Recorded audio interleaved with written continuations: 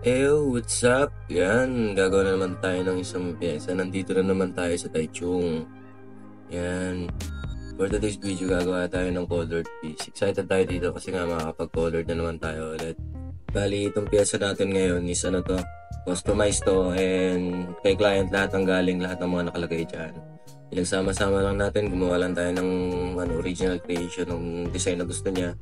At nagbase lang tayo dun sa trip niyang ipagawa. And yan, Year of the Dragon kasi siya and gusto niya may Libra. And tara, intro muna tayo. Let's go!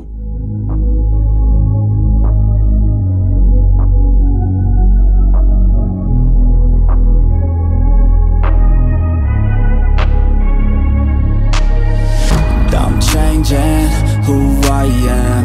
I'm making a new plan, rearranging my life and...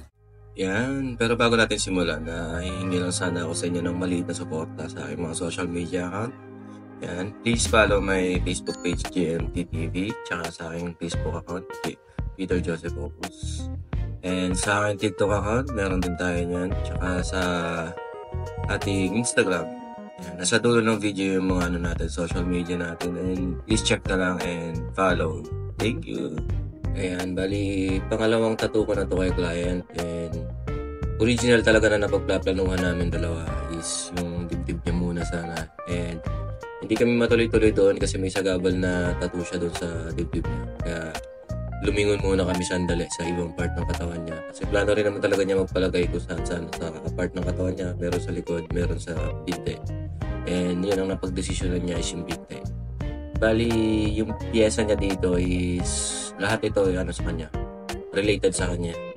And itong Libra is zodiac sign, and itong Dragon, yan yung Chinese zodiac niya na Year of Dragon. Tapos nakalagay dyan yung kanyang ito yung birthday niya, October. Yan. Kaya sa lahat ng gusto magpagawa ng design, pwede naman kayo magpagawa sa akin. Kaso nga lang, make sure na sa akin nyo rin ipapagawa kasi masakit sa part namin bilang isang artist na sa amin ipapagawa yung design, tapos magugulat na lang kami na ipagawa na siya sa ibang artist. And hindi siya magandang habit kasi karma is real. Yan. And dito sa natin, sa pyesa natin na to, excited ako dito kasi nga syempre ngayon na naman tayo ulit makakagawa ng color kasi sobrang bihira ako makapag-color dito sa Taiwan kasi marami tayong mga dito, marami tayong mga kapwa Pilipino na nahihirapan sa akin makipag-negotiate about sa color tattoo, which is pricey daw. And yun, hindi ko naman sila masisisi kasi ako naman talaga nag-rely ako dun sa material na ginagamit ko and yung degree of difficulty ng pyesa kung gaano siya kahirap gawin kasi hindi ganun kadaling mag-colored piece, hindi siya madali. And alam niya ng mga kapwa ko tattoo artists, especially yung mga bago dito sa Taiwan na struggle mag-colored kasi nga ang daming kulay, tapos dapat alam mo yung yung tinatawag na color theory, alam mo kung paano siya i-blend, alam mo kung paano siya i-contrast. Hindi siya katulad ng black and gray na nandiyan na agad yung kulay. Madali lang naman gumawa ng isang black and gray, especially pag kabisado mo na, alam mo yung makakapag-create ka ng iba't ibang klase ng technique ng black and gray. Merong black and gray wash, merong opaque set, maraming klase ng black and gray ka na magagawa. Tapos sa colored kasi, importante dyan yung hindi ka colorblind para nakikita mo yung ginagawa mo, nakikita mo yung kalalabasan ng tattoo mo na ginagawa mo. Yun isa yan sa mga yung technicality kasi medyo talagang mahirap siyang trabahuin, especially kung hindi mo kabisado ang color theory. Syempre magkakaproblema ka, ano ba dapat i-blend kay red, ano ba dapat i-blend sa kanya, ano ba dapat i-blend doon, kasi madalas hindi nagtutugma, minsan flat, diba?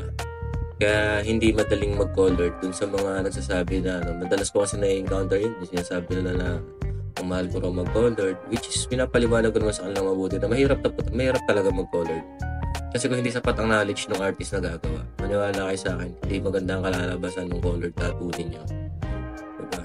Tapos ang isa pa sa mga nagiging problema dito ng mga baguhan pagdating sa colored piece is nakakabugbog sila ng balat, especially sa mga neon color. Kasi ang neon color, nasasapawan niya ng pamumula at saka pagdurugo ng ating balat. Magkakaproblema ka dyan kapag binalik-balikan mo yan ang gusto mo agad makita yung resulta. Hindi pa pwedeng ganun kasi ang balat natin is namumula kapag natamaan ng needle. At the same time, dumudugo yan.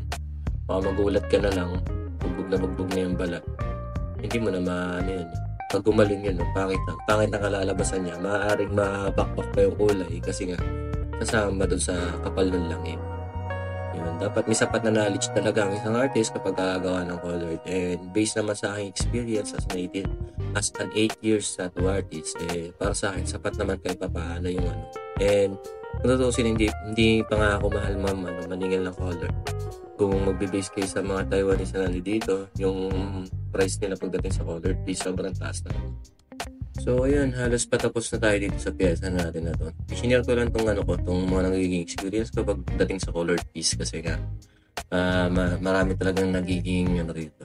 Marami akong nagiging problema na especially sa pag-negotiate about sa price. Namamahalan kasi sila sa akin. And para sa akin naman wala naman sa akin problema kung namamahalan sila hindi. Mas ko pa nga sila sa ibang artist i-recommend. And ayun, halos patapos na ako dito. And sana nagustuhan niyo yung video. At yung ating finished product. Let's go!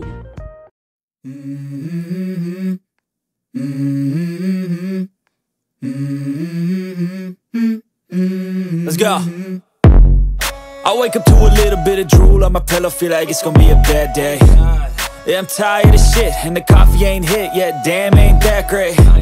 I don't wanna go to work, cause my boss is a jerk, and I'm not even that paid. I need a change in my life, cause I don't feel alive, and there's nothing that makes me happy. Hold my beer for a minute, I'm about to quit my job, cash in for a ticket. I'm going on a trip and I don't plan to visit. I'm gonna stay there till I feel like I'm winning, and this is just the beginning. I need a big change, help me feel like living. I need a big swing, home runs I'm hitting, and I'll never look back, moving on till I get it all. And we all got dreams, we all want things, but what you gonna do for it? How you gonna move for it? What you gonna be? And do you believe you can do anything? But what you gonna do for it? How you gonna move for it? What you gonna be?